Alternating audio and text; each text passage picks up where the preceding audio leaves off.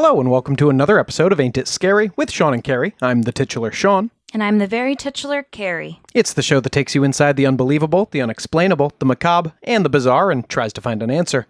Hello, Caroline. Hi.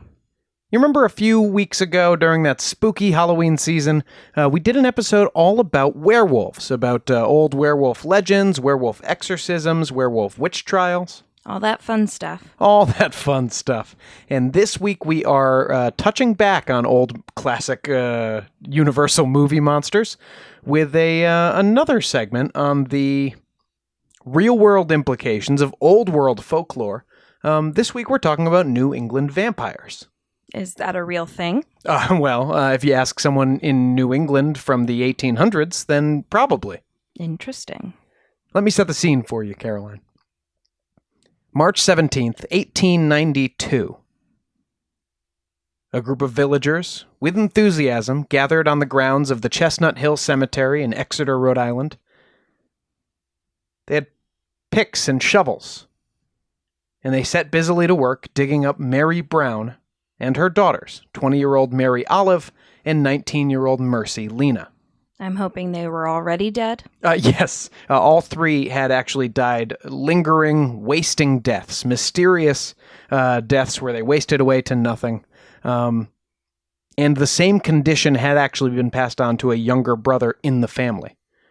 Who was still alive. Now, when the villagers chopped open these caskets, Mary and Olive were decomposing appropriately. For women who had been in the grave for years, they were basically skeletons at the bottom of the coffins, dry bones. The other daughter, however, Mercy, when her coffin was opened, the villagers were shocked to find she looked just as if she was sleeping. They said her cheeks were flushed with life, and some swore that her hair and nails had grown since she was buried. When was she buried? 9 months before. Okay, so she wouldn't be a skeleton by that point. No, but you wouldn't expect, 9 months later, 9 weeks later, 9 weeks, you don't expect a fresh corpse. Like, she looked like she could have popped out of the coffin. What was worse, when they pricked her body and checked her internal organs, they found there was still fresh, red, wet blood inside that hadn't frozen despite the winter chill. Well, she hadn't been embalmed, had she? No, embalming wasn't a thing for these people. Mm-hmm. But there was still blood inside of their organs, and this confirmed the villagers' suspicions. The teenage girl had been a vampire, and she was actively sucking the life force from her younger brother from beyond the grave. They set about tearing the beast's heart from its chest and burning it in hopes of putting the manifestation to rest. So they burned her heart? They burned her heart, yes. And for a little context, Carrie, look back up at that date, 1892. This is 200 years after the witch trials in Salem, just a few hundred miles away. Mm-hmm. So what the hell? This is like the turn of the century, right? It's an industrialized nation ready to jump into the 20th century, and here these folks are digging up bodies and burning hearts because they're afraid of vampires. It does seem a bit late for that. So where does all this come from? I wanted to dig into it on this week's special on New England vampires, because this Mercy Brown case was probably the latest vampire exorcism in New England, and it's certainly one of the most widely covered, one of the best documented.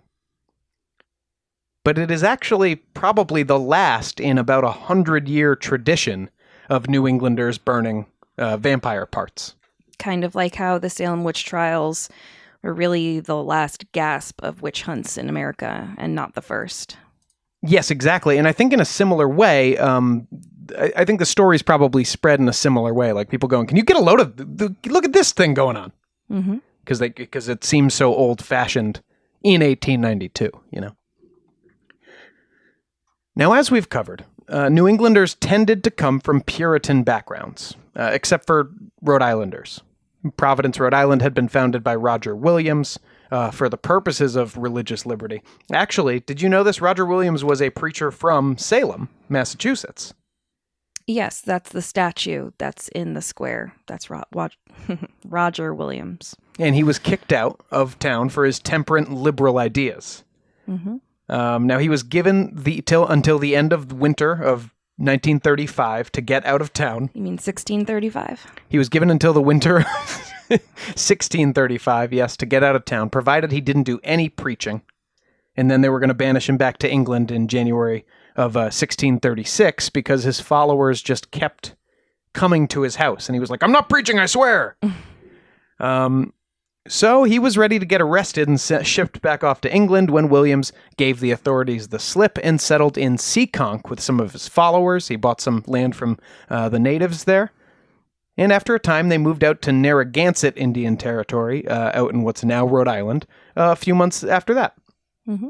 Their 1637 civil compact says, "We, whose names are hereunder, desirous to inhabit in the town of Providence, do promise to subject ourselves in active or passive obedience to all such orders or agreements as shall be made for public good of our body, in an orderly way, by the major assent of the present inhabitants, master of families, incorporated together into a town fellowship, and others whom they shall admit unto them only in civil things." So a little democracy. Everybody gets to vote. Mm-hmm. As I said, based around both political and religious tolerance, they didn't even persecute witches in Rhode Island, which may have led our old friend Cotton Mather to call the colony the sewer of New England. Oh, lovely, lovely Cotton Mather. But everywhere else, Puritan, and even there, of course, they were staunch Christians. It's just they weren't living that Puritan life with the uncomfortable shoes and all the buckles. So superstition was all over the place. It was a superstitious time, and stuff was really hard for New Englanders in young America. As I said, the rest of the continent was rapidly industrializing as we hit the 1800s. But in Exeter, Rhode Island, things probably didn't look that different in 1892 than 1692. The Brown family were farmers. They probably didn't have any machines to help them with that farm work. The tools were most likely handmade on a farm like that still. So the industrialization going on in the rest of the country really hadn't touched this part of rural New England. Mm-hmm. And so all the superstition was well intact, hadn't been replaced by science yet. And meanwhile, they had some scary stuff going on. Tuberculosis was rampant throughout the 19th century. And I think you can guess that is what happened to Mercy Brown and her mother and sister. Classic wasting disease. Yes. To the Browns, it was a mysterious wasting away that they saw in their loved ones. And tuberculosis at the time, when it was identified as kind of a disease or a condition, was usually called consumption. In the 17 and 1800s, tuberculosis was absolutely rampant in Rhode Island, Connecticut, Vermont, Massachusetts, and the rest of New England. Between 1786, which is when they started keeping these statistics, and 1800, so in that 14-year span, 2% of the population of New England had been killed by tuberculosis. That's a ton of people. It does really well in, obviously, it's an airborne disease, so it does very well in confined quarters, and often it would wipe out entire families. Mm-hmm. We know today tuberculosis is a bacterial infection that generally affects the lungs but can cause other symptoms. This is some stuff I didn't know about tuberculosis, actually. 90% of tuberculosis infections show no symptoms. But for those who are symptomatic, without treatment, it is a 50% mortality rate. Wow. And it's not a dead disease. We vaccinated against it pretty heavily, and we also have treatments more and more for it now, even if you do come down with symptomatic TB. I mean, by that, I just mean better antibiotics. That's all you do. You slam this thing with antibiotics to kill the bacteria, right? About 5 to 10% of modern U.S. citizens test positive for tuberculosis, and today it is treated again, with antibiotics, getting the chance of death down to 4% in an active case. Mm-hmm. So much, much better. We didn't know this disease was caused by a bacteria until Robert Koch discovered it on March 24th of 1882. Yeah, and we go into this a little bit with our Typhoid Mary minisode on Patreon, if you're very interested in bacterial infections and the spread and all of that. Yeah, germ theory was like in its infancy in a big way. Mm-hmm.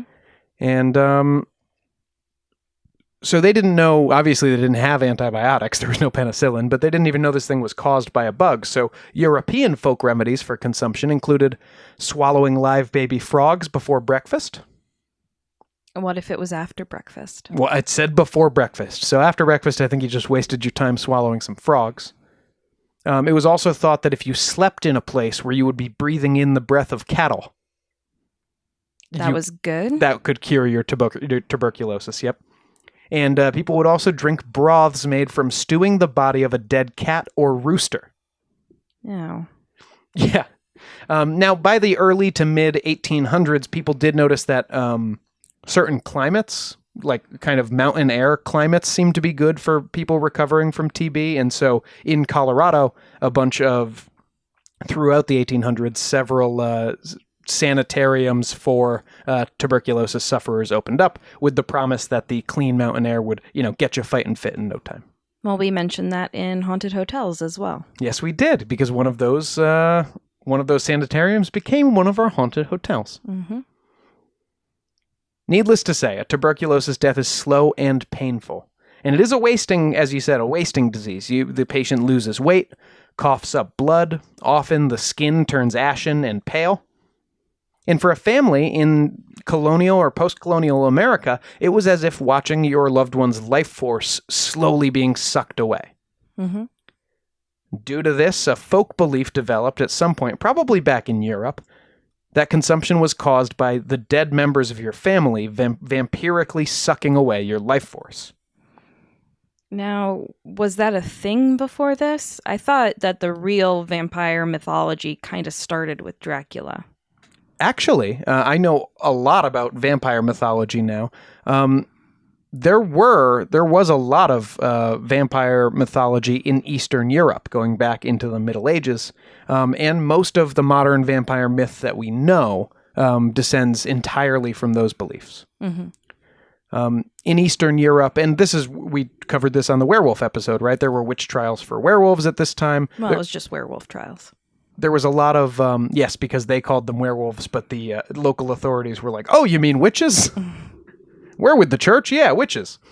So in a very similar way, if you had livestock turning up dead or seemingly with their blood drained, if you had family members who were turning up ill, it was often believed that something like a witch was feeding on your life force. And it was, the undead part of it was mixed in too. The vampire was believed to be a corpse who was either getting up during the night and coming to its victims and drinking from their blood, or sending its spirit out of the coffin at night to drain the victim's life force kind of astrally. Right, and that's also something that was in the witch mythology as well. Yeah, and the werewolves even would send their spirits out which, what's the point of being a werewolf? Right. At that point. In Eastern Europe, in the Middle Ages, it was believed that the signs of the vampire included bloated, ruddy, flushed skin on a corpse. The corpse of the vampire would often have its left eye open, and blood running from its eyes and mouth. Why its left eye? I think left is always the devil one, and it's just weird to see a corpse with either of its eyes open. That's my guess. They also said that the hairs, nails, and teeth of a vampire would continue to grow after death. Well, that's always been a thing associated with corpses, but that's not really what happens. It's the skin draws back and withers, and that's why it looks like nails and things grow. It's because there's just less skin around them. And it's exactly the same with gums, right? You can picture the gums kind of shrinking as they, especially gums are wet, right? So as they dry out and shrink back, it would look like the teeth had become like long fang-like things. Mm-hmm. It was widely believed you would become a vampire if a dog jumped over your corpse. Okay. Or if you were buried with a wound on your body that hadn't been cleaned by boiling water. So it wasn't a thing of like you get bitten and you become one. No, it was your corpse. God forbid a dog jumps over your grave. Yeah, it was about something demonic happening to your corpse and making it a vampire. Okay. It was believed you could prevent vampirism, just in case a dog's going to jump over that corpse at some point. You could prevent vampirism by burying your loved one upside down, which seems like that just makes them closer to a bat, right? Yeah. People would also put an earthly object, quote unquote, like a sickle or scythe nearby. I think they mean earthly object, like something that works in the earth, not a just shovel? a physical thing. Yeah. They would sever a corpse's tendons at the knees sometimes, Ugh. just in case. Give them the old Achilles. God. And they also, I like this one, would scatter sand or seeds sometimes near the coffin because it was believed that the vampire would be distracted counting the grains and unable to move from the spot. Well, that's part of the reason why the Count in Sesame Street is a vampire. Is that true? Yeah. It seems like such a... It's a thing in the book Dracula, too, which I was surprised. I took a horror and literature class in college. Wasn't as fun as it sounded. And that was the first time I actually read Dracula. And there's a lot of throwing sand at him, so he has to stop and count everything, and then you run away. It seems like it would take him like a month to count a handful of sand. Well, that's the idea. He's very smart, though. Mm-hmm. As I said, vampires usually, the effects of the vampire would usually be missing or killed livestock or a loved one getting sick. But they would also engage in some minor poltergeist activity. Someone would report the vampire had been pressing on their chest, keeping them from waking up at night, or throwing household objects around. So these are things we just get in classic poltergeist cases to this day. Was that also supposed to be their spirit doing this? Yes, I think so. Interesting. The spirit of the vampire would sit on your chest and drink blood from your, out of your skin or something. Mm. So much of the modern Hollywood mythology is in here. You could repel a Middle Ages Eastern European vampire with holy water or crosses, other church-type symbols. Garlic. Why garlic? I'm not sure, but they would also stuff it into the mouth of a corpse if they suspected it was a vampire, like as part of the destruction of the corpse. So I don't know where the garlic thing came from. And they would sprinkle mustard seed on their roof, presumably for the same counting effect, maybe. Mm-hmm. And it was even the vampire must gain your permission to enter the home. That was sometimes part of the legend. And it was believed vampires were more active at night because they'd be less likely to get caught then. But the vulnerability to sunlight actually hurting them, was never part of the equation. Interesting. They were daywalkers like Blade. Now, the most important part of any vampire legend: how do you get rid of these guys? And in Eastern Europe, staking was the most common method. Well, it still is, I think. Yep, stake through the heart. It had to be made of ash wood in Russia. Oh, so there were specific kinds of wood. Yeah, in Serbia you needed hawthorn, where oak was preferred in Silesia. Wow. Okay, so you had to just carry around all different kinds of wood if you were traveling the countries? Yeah, sure. Depends on which... well, I mean, I think just a Serb would be walking around with a hawthorn stake. Mm-hmm. Telling those Russians they're doing it wrong. Probably. Usually the stake would go through the heart, Buffy the Vampire Slayer style. But for example, in Germany, it was believed that you would pound the stake through the mouth of the vampire. Yuck. Seems yuckier, yeah. But the whole idea of staking, and this is interesting and a very childlike logic thing, it probably, scholars think it had to do with deflating the bloated corpse of the vampire. Well, because they probably didn't understand why corpses did bloat. Not at all. And you would expect, if anything, as the life force leaves something, look at your loved one with consumption. They're getting thinner. The moisture seems to be sucked out of their frame and their body. You can see their tendons and muscles underneath. So the idea of, a corpse not only not having rotted away in the couple of weeks since you buried it, but actually having puffed up some, must have seemed like something supernatural was going on. It just didn't square with what they understood of the physical world. Mm-hmm. In Germany, again, if you were going to stake a vampire, it would be through the mouth, but the preferred method was actually decapitation. Yeah, that's still a thing. The vampire's head would be placed either between the feet, behind the buttocks, just look at him, he's sitting on his own head, or away from the body. So you just bury the head separately. That's probably safest. What? So to prevent the head from getting stuck back on and it coming back to life? Yeah, like the immortal from Invincible. I have to assume. Gypsies or Romani people would drive steel or iron needles into the corpse's heart of their loved one at burial. They wouldn't dig them back up to do this. This was part of the burial ritual. They would drive needles into their hearts like a little gypsy Albert Fish. Ew. And they believed that would prevent the corpse from rising as a vampire. And I love this. In both the Balkans and in Romania, it was believed that vampires could also be killed by shooting or drowning, not just with the stake or the decapitation or whatever.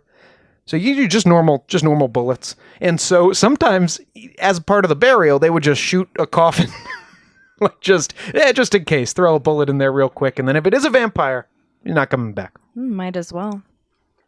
And as you touched on, Carrie, Bram Stoker would incorporate many of those European folklore elements into his smash hit Dracula, which did kind of, brought it all together into one package and sold it to European and later American audiences as like our modern pop culture vampire. Mm-hmm. Now, interestingly, those vampire legends had reached England. I mean, I think the first use of the word vampire in English was in like the early 1700s or something. Bram Stoker wrote Dracula in 1897. So in all likelihood, the freshest vampires in his mind would have been this recent talk of New England vampires, and specifically the Mercy Brown case. Well, I did read somewhere that he had been touring America while this was all going on, because I think he was part of a theater company, and he did have clippings from this case in his possessions when he died. Wow, it's been suggested, and I think this is a little weird. We'll dig further into Mercy in our next segment, but it is claimed that some scholars claim that Stoker may have based Lucy Westenra on Mercy Brown. Well, I mean, if he really did have those news clippings in his possession, then why not?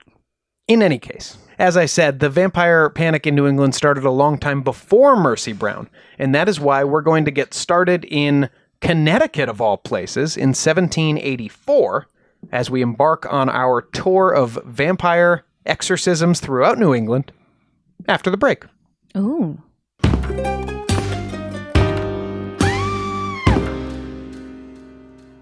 Hey everyone, you're invited to Harpy Hour!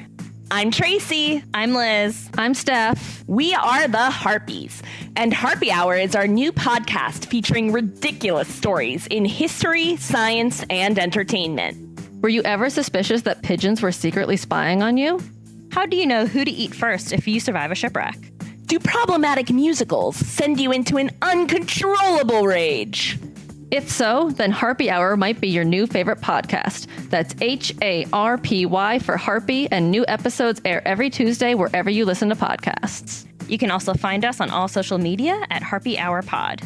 And check us out on harpyhourpodcast.com. Okay, bye!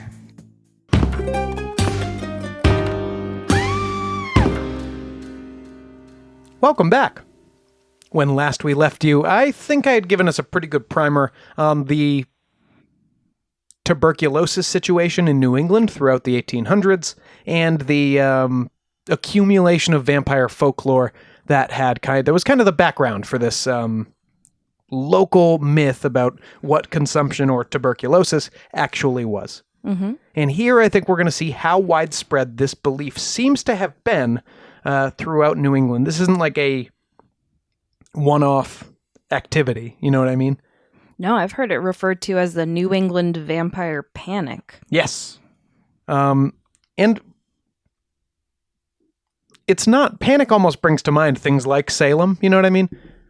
The vampire panic luckily only had dead victims only had dead victims, right? This is corpse desecration we're talking about, if of course there weren't real vampires. Mm-hmm.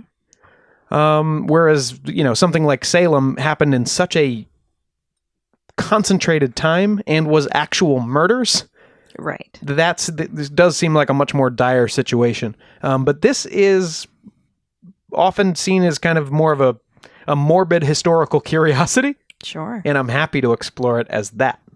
The first New England vampire exorcism that I have a record of took place over 100 years before the Mercy Brown incident in 1784 in Willington, Connecticut.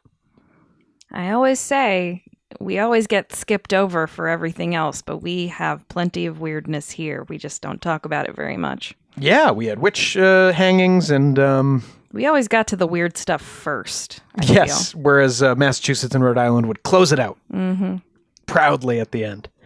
In 1784 in Willington, Isaac Johnson exhumed the bodies of his children, Amos and Elizabeth, along with 2 doctors, so that he could try and cure himself of consumption. His children had both died of the disease. One had been dead and buried for a year.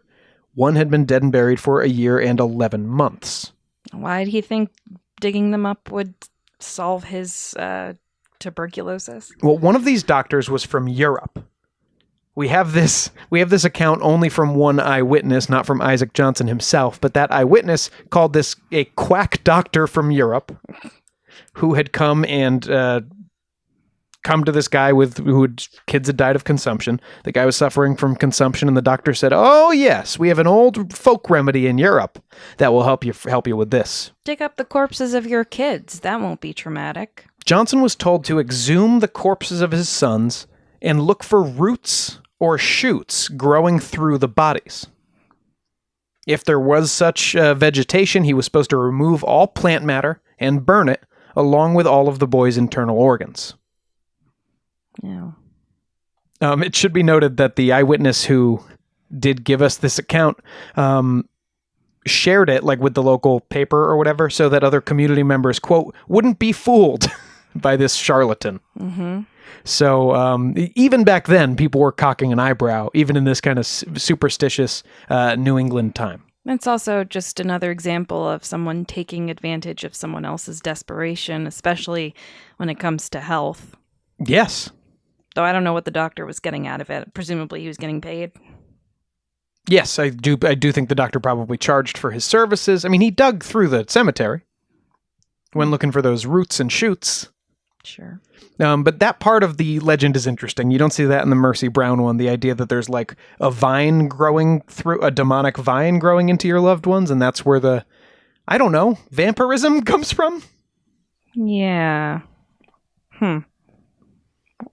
I don't even understand where it... okay. I don't even understand how it would relate.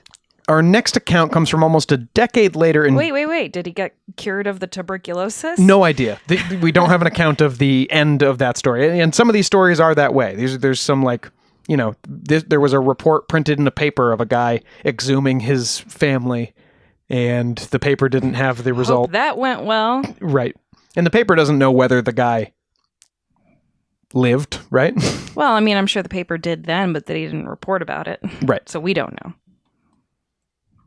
Less than a decade later, we have our next case. And by the way, we have reason to believe these exorcisms were happening more than the ones we have written down. For example, in 1990, in Connecticut, I want to say in Brunswick, Connecticut, but that's wrong. So in one of the northern towns in Connecticut, in 1990, some kids were playing in a gravel pit.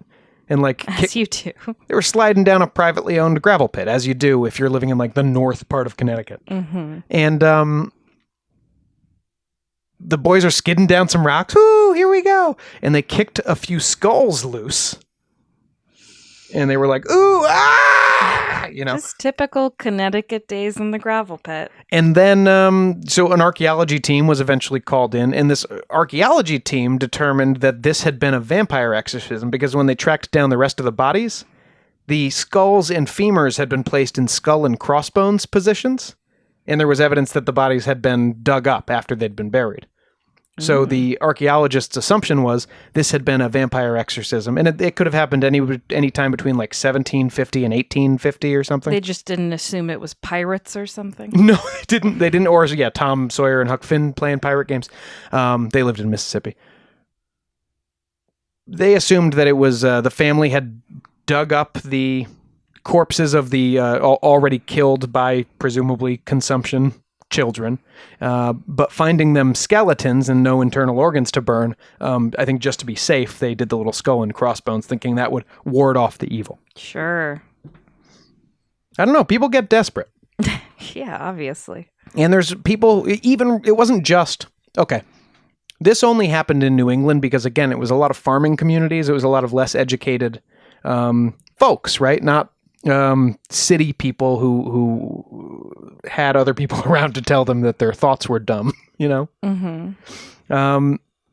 But there were respectable, rich types, highly educated people who also, I don't want to say fell victim, but who also went in for this superstitious solution.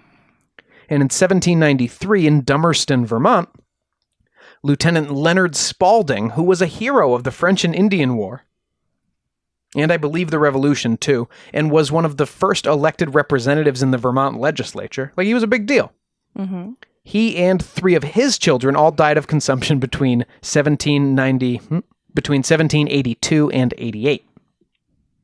A few years of peace passed, and then 2 more of Spalding's kids died of consumption in 1790 and 1792, at which point the remaining family started to get desperate and superstitious. Mm-hmm. How much was there remaining? That's a lot of people so far. Yeah. How much of the family is left? Yeah.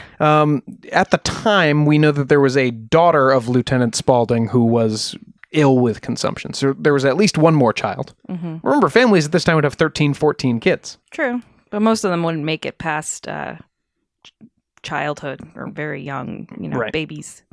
Now, again, reference is made in this case to finding a vine growing from coffin to coffin of the loved ones.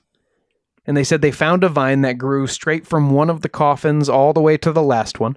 And these vines made them vampires? Yeah, it's coming from the earth, so obviously from Satan. Okay. And so they removed the vine, and 32-year-old Leonard Jr. was the last to have been buried and the last one who the vine had reached, so his body was dug up. His vital organs were all removed and burned. And Leonard Jr.'s sister, Leonard Sr.'s daughter, allegedly got better from her disease. What would they do with these ashes? Would they bury them again, or? It depends. In these cases here, these early cases, I think they're just discarding them. Mm-hmm. But there were cases where it was believed that the family member could drink a tonic made of the burned organs of their loved one. Ew. And that would cure you of your consumption. That's hideous. It's horrible, and it's what happened in the Mercy Brown case. We'll get to that in a little bit. God. Also in 1793, in the same year, in nearby Manchester, Vermont, a Captain Isaac Burton was having issues of his own. His wife, Rachel Harris, had died in 1790, less than a year after they had gotten married. Guess what killed her? Tuberculosis. That's correct. After her wasting death, he married his second wife, Huldah Powell, just a year later. So the spirit of Rachel may not have been happy about that. In any case, Huldah's health quickly declined. Huldah? Yeah, Huldah, Hulda. She sounds like a handsome woman. Her health quickly declined, and family and friends all kind of came over to Isaac and decided for him, like, hey, this is that jealous ex-wife of yours. This is that broad Rachel. An ex. She died. This is that broad Rachel. Wow. And so it was that 3 years after Rachel's burial, 1,000 townspeople came out to watch her body be exhumed. Yeah. And the heart and liver, a few of these earlier ones say like the internal organs or the vital organs, and it sounds like they mean like all of them. But heart and liver are specifically mentioned a lot. So in this case, her heart and liver were put in the blacksmith's forge and reduced to ash. Huldah, it says, may or may not have drunk the ashes with her medicine. It's unclear whether that was part of the thing. How twisted is that to drink your husband's dead wife's ashes? Yeah, it's dark. Ugh. It's dark. And it's interesting that it's a blacksmith's forge, right? Yeah. Iron had often played a role in folk beliefs about exorcising vampires. Remember, I talked about the iron needles that the Romani people would use. I also wonder if that's one of the only places where it would get hot enough to burn these things fully. That's true. To incinerate human meat down to ash, it would take quite a while in a traditional oven or something like that. Mm-hmm. Not that we know. No, we certainly haven't tried to do that. A Stephen Staples in Cumberland, Rhode Island, asked the town council for permission to dig up his daughter Abigail in 1796, quote, in order to try and experiment on, end quote, his other daughter. And he was given permission provided he bury Abigail again decently afterward. We don't know anything else about that case, so I can't tell you whether it worked or... She's not a vampire or anything. I just wanted to experiment a little bit. Yeah, I just want to experiment on my daughter. Weird. Here's a chilling tale. More chilling than a guy wanting to dig up his daughter and not saying why? Well, it's a bigger family. In 1799, in Exeter, Rhode Island, so the same town we'll be returning to for the Mercy Brown case later, about a century later, Stutley and Honor Tillengast Oh, boy. had a very large family, 14 children. And so, arguably their luck was pretty good that only 4 of them suddenly died of consumption. Sarah, the daughter, was the first to go, and legend tells us the other children had dreams of their dead sister before they came down with consumption and died themselves. I mean, that's not hard to believe. No, it's not. You would dream of a family member that you just recently lost. That makes sense. However, when Honor started having visions of Sarah, his wife, Stutley knew something had to be done. As they dug up the children, the more recent deaths, the more recent children to die were all decomposed. But allegedly Sarah had her eyes open. Her hair had grown and was falling across her breast. Her nails seemed longer too, and when they opened it up, her heart was full of fresh blood. So they removed it from her chest and burned it on, quote, the designated rock. I guess they just had a place where they burned stuff in this town. Well, I did hear that you can still find the rock that Mercy Brown's organs were burned on in that cemetery. But is that like a thing with tuberculosis where you have like blood in your heart or something? No, it's not a thing with tuberculosis. It's a thing with hearts. No, I know. But I mean, for it to be like so strange and unexpected, I was just wondering, maybe something with tuberculosis affected it. I don't know. No, these are just people who don't know that much about the human body, right? And so they expect like, whoa, he's dead. His skin is pale. Obviously the blood has left. Okay. Anyway, for the Tillengasts, the nightmare was just about over after the ritual. One more kid did die of tuberculosis, but who's counting? It was only 5 of the 14. Nice. Yeah. In 1807, arguably the very birthplace of our nation, Plymouth, Massachusetts, has vague accounts of another family with 14 children where 13 of them died, along with the father. I think they were counting. The mother was the only one left, and Plymouth villagers got her permission to try an exorcism. They dug up the youngest daughter, and I have a direct quote here from an eyewitness account. The cheek was full to dimpling, and a rich profusion of hair shaded the cold forehead, while some of its richest curls floated upon her unconscious breast. Oh, this was the one with where it mentioned the hair on the hair down to the breast. The large blue eye had scarcely lost its brilliancy, and the livid fullness of her lips almost seemed to say, "Loose me and let me go." I think this guy wants to bang this corpse. Of a small girl. Ugh. Did you notice it said the large blue eye? As if just one of did. them was open. I did notice, yes. Very telling. And it also puts Sure. puts me in mind of the Telltale Heart as well. Mm-hmm.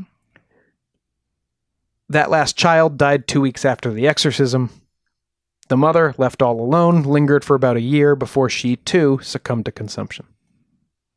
That's horrible. It's a horrible story. It was a horrible disease. Yeah. Vaccinations and medical things are good.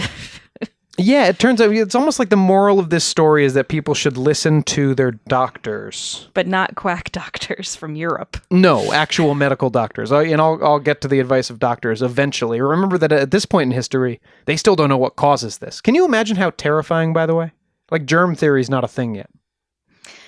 I mean, I think we had kind of a semi version of this in like March 2020. I was like, what causes this? How's this happening? Why is this happening? But we knew immediately it was a virus, and Yes. you and I know what a virus is. Yes, that is true. We never jumped to vampire. We never thought it was a magical spell for 1 second. Mm-hmm. Unlike the people of Barnstead, New Hampshire in 1810, 21-year-old Janie Dunnett had died of consumption. When her father took ill, Janie was, of course, dug up. This time there's again mention, and this is from New Hampshire, there was mention of them looking for vines among the bones. What's it with these vines? And in this case, they couldn't find any vines, and I think they just buried her again. They were like, oh, not a vampire. No vine. That's the end of that. Also, Janie had been buried for about 2 years and was little more than bones when they dug her up, so there wouldn't have been any organs to burn anyway. Unless she was walking around like a skeleton. Ooh. Ooh. Skeletons are scary. Yeah, sure. A few hundred miles away in Woodstock, Vermont, 7 years later, Frederick Ransom, a 20-year-old student at Dartmouth University, died of consumption. His father apparently was terrified Frederick would feed on him from the grave and quickly had him exhumed and his heart burned in a blacksmith forge. Wow. So like, just, cutting him off at the pass, really. Yes, you're not getting the rest of my family. And like, I don't think Frederick Ransom, or I don't think the dad was even sick. Yeah, right. So he was just sort of getting there before it happens. Once again, the cure was ineffectual. Mrs. Ransom died in 1821, followed by a daughter and 2 more sons over the next 10 years. A decade later in Foster, Rhode Island, the Young family, who had many children, it seems, had their oldest daughter, Nancy, die at 19 of TB. Nancy was exhumed and her body was burned. This time, this is an interesting wrinkle, while the rest of the family stood around and inhaled her fumes. Ew. I guess I'd rather do that than drink it. Would you? Yeah, I think Do you know so. what a burning corpse smells like? Do you know what a burning corpse tastes like? No, but I know that it would be over. I would drink that thing fast. I can chug. I don't know. I'd take one whiff and be out, I think. The family had to stand around like the whole time while she burned to ash on a table in the middle of the room. You know how long that would take? I don't want it in my mouth, Sean. The fumes are going to be in your lungs. I don't want to taste it. How do you think that one worked, Carrie? Badly. Yep, 5 more children in the family would die of tuberculosis, with only 3 making it to adulthood.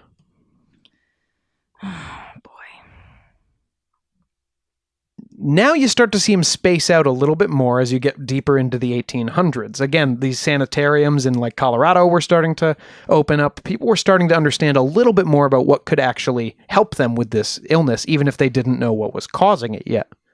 But in 1830, in Woodstock, Vermont, after one brother died of consumption and the other fell ill soon after, most of Woodstock turned up to see the dead brother exhumed and burned right there on the town square in the grass. Some of the ashes were put in a pot to be buried in the town green, and it was like sealed with a block of granite so the, ashes couldn't climb out. It's better than them having like a town chili or something. Well, it's funny that you mentioned that because the rest of the ashes were saved as, quote, medicine for the living brother. Ugh. It was mixed with bull's blood, Ugh. and he drank that down. We don't have any information on the result. I don't know if that brother made it. God. In 1854, in Jewett City, we're back in Connecticut now, the Ray family lost their father in 1849, just 4 years after losing a son in 1845, and a daughter followed both of them in 1851. A second son had come down with consumption when the family started suspecting there might be a vampire out in the family plot. So vampires would only come after their family members. They would never come after someone else. It seems. Well, that's because, tuberculosis would so clearly spread through a family. You know what I mean? Mm-hmm. And because of the way that it, like I said, only 10% of cases are symptomatic. Right. But the symptomatic ones are fatal half of the time. And so you don't see like a natural, it's harder to track the cause and effect of, oh, he got sick, then I saw him and I got sick. Mm-hmm. Because some of the people in the chain didn't get sick. In fact, like 9/10 of them didn't. And then I don't know if some families were just particularly susceptible. I know some of them, some families believed that they were genetically like susceptible. Weird. Yeah.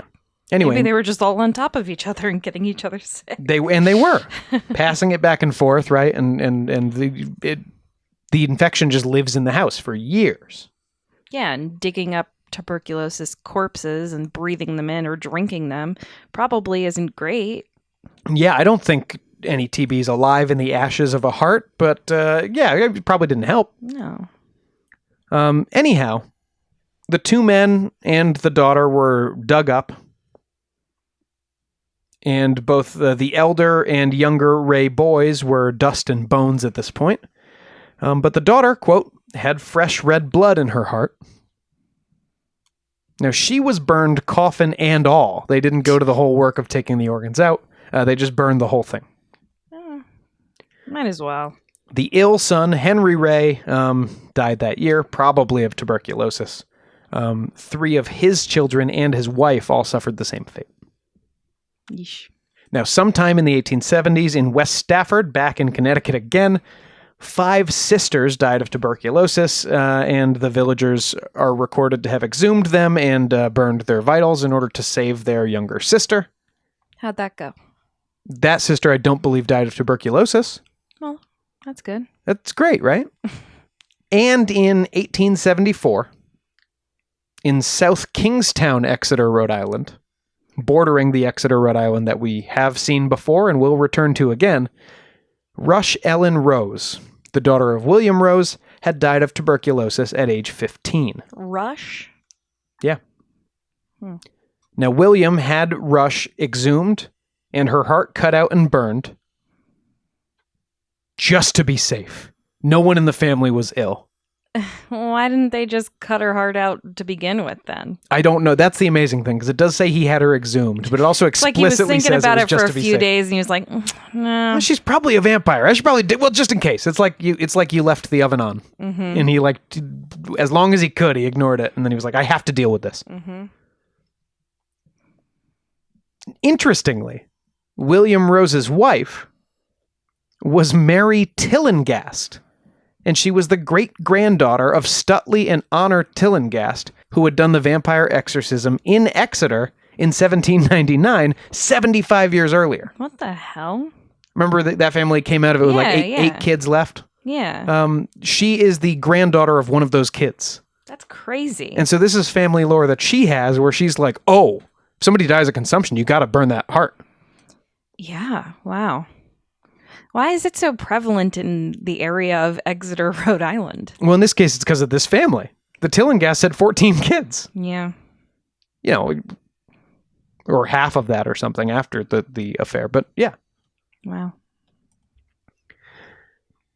And that brings us back to the last recorded case of a vampire exorcism in New England, and certainly the best known, Mercy Brown. Now, George and Mary Eliza Brown, we'll call her Mary Eliza to separate her from her daughter, Mary Olive, had 3 kids. Mary Olive, Mercy, and Edwin. Mary Eliza, the mother, died in 1884 of consumption. So she was the first to get it? She was. Mary Olive, the older daughter, died second in 1886. And finally, both Mercy and Edwin got sick in 1891. Now, Edwin was very ill, and he was so bad, in fact, that he was sent off to a sanitarium in Colorado Springs, actually, to recover. Mm-hmm. And this must have been an expensive endeavor for a family that was like essentially a poor farming family in Rhode Island. Because the girl didn't get to go to? The girl did not get to go to. Typical. She died in 1891. And Edwin got worse in Colorado Springs. and came back home basically on death's door. Now, the village doctor and doctors from neighboring towns were telling George Brown that it was consumption attacking his family. They were saying it's believed to be caused by some kind of a microorganism. But neighbors were... George is like, what the hell is that? It's passed, we believe, through the air. And, you don't, if you spend too much time with the sick person, that's how you get it. But neighbors were starting to tell George about the stories of vampire loved ones that had been circulating around New England for a century. And especially around Exeter. Yeah. Local papers say George was initially very skeptical, but desperate to save his son. On Wednesday, March 17th, 1892, he acquiesced, and locals got, again, their shovels and their picks and went to work at Chestnut Hill Cemetery. Now, as I said, Mary Eliza and Mary Olive were both skeletons, having been buried for 6 and 8 years, respectively. Mm-hmm. And as you pointed out before, Carrie, no embalming at this time either. I mean, there probably was embalming, but they weren't embalmed. Yes, no embalming in a rural community. Yeah. Or I don't know the history of that specifically, but they definitely used to do something for preservation. Meanwhile, Mercy, buried 9 weeks before, was strangely well preserved to the eyes of the villagers. And as I said, hair had seemed to grow, nails, teeth, and blood was found in her heart and her liver. Yeah, but it was cold, wasn't it? Yes, it was she was buried in the dead of winter. In fact, I think so cold that she had to be kept in an above-ground vault for a few months. And I'm sure that just made it better for her to stay preserved. Yeah. New England, like Rhode Island cold in the dead of winter. So it's not that crazy that she hadn't decomposed, especially in only 9 weeks. I mean, we have this idea that we become a puddle in like a couple days, but that's just not true, especially in certain conditions. Right. And the village doctor who was on site actually tried to explain that. Yeah. He was going, good. He's going, no, this is pretty normal. It's really cold out, Meanwhile, her father's like, ah! He's like, you guys know how we put meat in cold places to keep it fresh sometimes? Mm-hmm. But nonetheless, the townspeople set instantly to work, removing Mercy's heart and liver before reburying her. Well, this is kind of their thing. Yeah, it's like it's a fun thing for the community to all get together, Mm-hmm. Really rally behind something. Her heart and liver were burned to ash, and again, mixed with water and given to Edwin, her brother, to drink. Ugh. In hopes that it would cure his consumption, get him back on his feet. And how'd he enjoy that? Oh, I'm sure he didn't enjoy it. Again, I can't think of anything more revolting besides maybe a witch cake. Well, yeah. And it didn't do poor Edwin any good as he died 2 months later. Now, like I said, this all came at a strange time in America's and the world's relationship to tuberculosis. And death. I mean, this is the Victorian era, and the Victorians were very morbid. Yeah, that was actually discussed in some of the articles I read. Like, to our modern sensibilities, the idea of exhuming a loved one sounds crazy and horrifying. Yeah, but this is the same time that they used to have funerals in the house. They used to keep locks of hair and things like that as like necklaces, or and they would take pictures with dead bodies. Yes, they would take a family photograph with the open corpse, even of a child. It's actually very modern to not have a corpse in your house. Well, I'm glad you're keeping it old school here, too. Shh. Germ theory was just beginning to take hold in the U.S. That also contributed to us not having funerals and such in our homes, by the way. Yes, that makes sense. Rotting bodies, not great for the health. Yes, you shouldn't have them in your home. Yeah. Unless you put some nice eye makeup on them, like that cult we talked about a few months ago. Well, she was mummified, so that was different. I'm sure they did it well, too. They're probably great mummies. No. She was missing her eyes. So germ theory was just beginning to take hold, and we were starting to understand where things like tuberculosis came from and how you cured them. In other words, superstitions like this, there are superstitions people hold true to today, en masse. But superstitions like this, stuff that's really wild and magical, was really starting to fall out of fashion as science was gaining ground. And so the story was circulated in papers across the U.S. and the world really as a curiosity more than anything else. As a look at what these weird folks are doing, these weird hillbillies up in New England. Mm-hmm. As I said, scholars have also suggested that it put the idea of vampires into Bram Stoker's head, brought us Dracula ultimately, and therefore reintroduced vampires to us in pop culture form. So in that way, in a pop cultural way, this might be, a really important event. What it certainly is a very strange story and a creepy one that, I don't know, captures imaginations to this day. I think this sort of, there's a lot about this that's just macabre and mysterious. And there's also, as always, a little flash of like, yeah, but what if vampires? Yeah. It's certainly very macabre. And yeah, I mean, we visited that grave a few years ago when we went to Rhode Island for like a weekend away, because that's what we do on our weekends away. And there were a lot of like little coins and trinkets left at Mercy's grave. So this is definitely a story and a legend that has really stayed in public consciousness, especially in this area. Yeah, absolutely. And in the era of COVID-19, I think it is a welcome reminder to listen to your doctor. Take whatever modern medicine is giving you as far as a fighting chance against the disease du jour. And, don't drink your family's ashes. Yeah, probably not. Probably not that.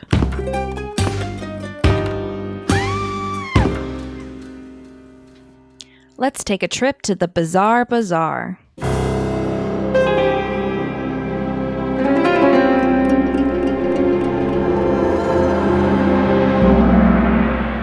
This past Sunday, a 28-year-old woman underwent a 9-hour exorcism after attacking a priest during confession at the Church of St. Mary of Mount Berico in Vicenza, northern Italy. Oh, I wouldn't try that at a Unitarian church. Corriere del Veneto reported that the woman began screaming, unleashing blasphemies and curses in different voices and languages, including Latin, which she apparently hadn't previously known. She lost control, attacking anyone who approached, including the friar confessor and her mother, who she slapped during the whole fracas. Wait, I was just going to say Latin's not that different from Italian. Well, as she threw herself against the furniture and ran around the room, she was eventually restrained by the friars, who called in the father exorcist of the sanctuary. They have one just on call? He's ready. Yeah, there's a few, actually. He administered the rite of exorcism for 9 long hours with the assistance of 4 other friars and another father from outside the region who video conferenced in. So imagine trying to do an exorcism over Zoom. Oh, thanks, COVID. Padre, you're on mute. You're on mute. One of the friars who participated in the exorcism, Father Carlo Rosato, confirmed the case to Corriere del Veneto, which is, I guess, a local paper, telling them that, quote, the key to salvation was the mother, the only one who understood that she was under the influence of the evil one. It was a real possession, and it was only in the evening that the situation was resolved, when the girl physically collapsed and was taken home. How old is the girl? 28. Before proceeding with an exorcism, the psychological and psychiatric situation is carefully evaluated to see if the phenomena experienced can find other explanations. Quote, the diocese therefore invites prudence and judgment in prayer, says a spokesman for the Curia, and the Curia is an official body that governs a particular church in the Catholic Church. So it's like this church's governing body. Mm-hmm. In the area of Vicenza, there are 4 exorcists entrusted by the bishop with conducting the rite of exorcism. So, wow. Like we said, there's more than one. Where are the ones here? It's a little different here, I think. We're a little further away from all of the Catholic doctrine of Italy. Are we further away from the demons? No, I would argue they're probably closer. Yeah, give me an exorcist. Also in this area, apparently, the Curia has seen hundreds of similar cases over the years. So wow. We'll see how this young lady fares after all is said and done, I guess. Do you think they're just playing those high-pitched frequencies in there that like people above 30 can't hear?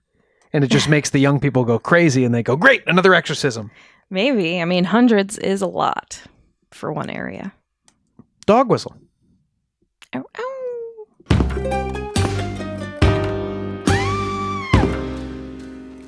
That's it for this episode of Ain't It Scary with Sean and Carrie.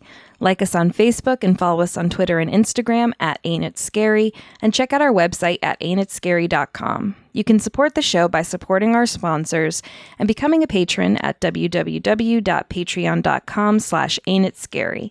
And please subscribe to the show and throw us a 5-star review on Apple Podcasts. We'll be forever grateful. That's right, we certainly will, and we are grateful for our current top-tier patrons, Nate Curtis, Sean O'Donnell, Jared Chamberlain, Maria Ferrante, Robin McCabe, Comfy Mike, Alex Nakutis, Ryan Regan, and Christy Atchison. Thanks, guys. And for those of you who are interested in our Patreon offerings, we have, hey, if you liked that Beatles episode last week, we have 2, I think, really good getting the branding right on this, interviews. Mm-hmm. One with Carrie's father, Paul Ferrante, favorite guest here on the show. That one's coming later this week. And one out now, I believe, with Charles Rosenet. Charles was the founder of the very first paranormal convention here in Connecticut, Paracon, which hopefully you saw us at earlier this year. Yeah, and you might have heard him on our Paracon special episode. And he's also a Beatles expert, and he has a lot of fun little tidbits that he shares about the whole Paul is dead drama. Yeah, and Carrie's dad mostly turned his nose up and poo-pooed it, but it was very fun. Very fun indeed. See you next Thursday. Show created by Sean and Carrie McCabe, music by Kyle Ryan. You can find Kyle at his YouTube channel, Music is a Verb. This has been a production of Long Boy Media.